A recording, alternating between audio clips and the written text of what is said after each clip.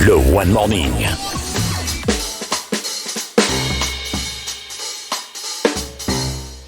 Ils savent que je sais tout.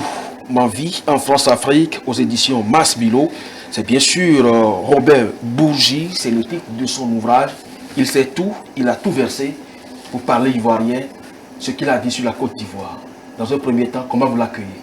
Moi, je crois bien que c'est une grave accusation de la part de M. Bourgi, qu'on appelle l'homme aux mallettes. Ces mallettes transportées depuis les capitales africaines jusqu'à l'Élysée. Et je crois bien que quand la France donne des leçons de morale aux pays africains et qu'eux-mêmes ne sont pas au banc de la loi et qui versent dans certaines choses que nous sommes vraiment déçus parce que nous pensions que l'éminente grise se trouvait à Paris, que les intellectuels, comme nous l'appelons en Afrique, se trouvaient à Paris. Mais nous avons compris qu'avec la sortie de M. Bourgi, l'éminence grise ne se trouve pas à Paris et que Paris ne fait que jeter de l'huile sur le feu parce que nous sommes à 1 an des élections présidentielles en Côte d'Ivoire.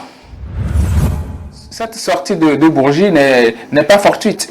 Il faut le dire, c'est pas fortuite, c'est fait à dessein pour pouvoir déstabiliser. Ah bien sûr, c'est fait à dessein pour pouvoir déstabiliser un camp. C'est le monsieur France-Afrique quand même. C'est pas n'importe qui. Robert Bourgi est un avocat.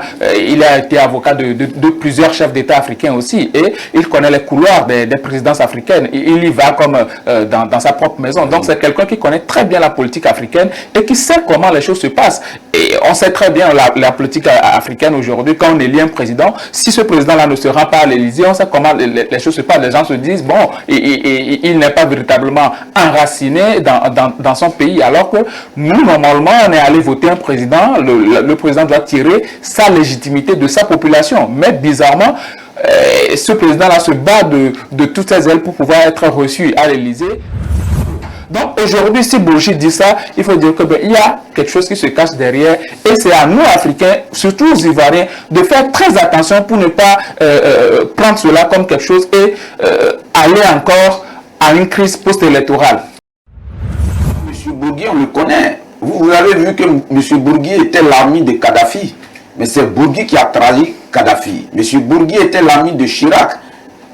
Bourgi a trahi Chirac. M. Bourgi était l'ami de Dominique de Villepin, il a trahi Dominique de Villepin. Pour moi, c'est un personnage sulfureux. Ce n'est pas quelqu'un qu'on doit écouter. Le One Morning.